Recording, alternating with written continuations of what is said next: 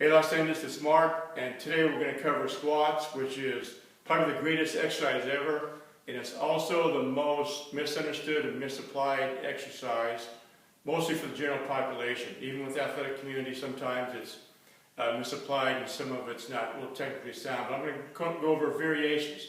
So this can be done by all populations, regardless of your strength level, mobility level, any deficiencies you may have. And all it is basically it can be a sit-stand all the way to any variation where overhead squat, front squat, back squat, split squat, holding a dumbbell, holding kettlebells, anything that you got that you may need for an external load. Okay, starting off with a basic regression movement, it's going to be a sit-stand.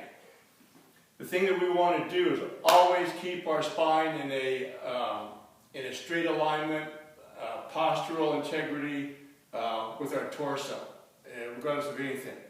So I'm going to give you side views of the movement, kind of so we understand a couple of key points and principles. And I'm going to have this elevated box first.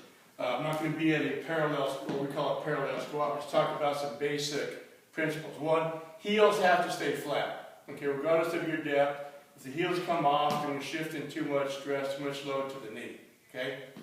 So we got heels flat. I have my shins somewhat forward. I got my spine in straight alignment. I'm sitting on this, and this is going to be a basic beginning movement. All I'm going to do from here, not using momentum, is I'm going to stand. Okay? As you progress through this, you can go from stands on an elevated box to a bare touch, or then you can progress, and depending on the individual, you can progress to a lower platform, sit stand from here, where I'm getting to about a parallel thigh position. My knees will come forward a little bit, but they're not going to be so far forward that the heels come off the ground. So I'm going to be on this box, sitting, standing. I can do whatever I want with my arms. If I want to keep them here, here, here, wherever I want to go, I'm going to sit and stand from here. Okay? Without getting into excess hip flexion. If I get into excess hip flexion, I've taken away my technique. I've got to have some uprightness with my torso, but I can't be like I'm sitting in the chair. Progressing to the point where you don't have a surface, okay, this would be a moderately level squat. Coming down, getting whatever depth I've got, depending upon my ankle mobility, hip mobility, and back up again.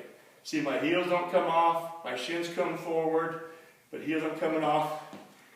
Give you another point from a front view, is I can't have the shin angle change inside.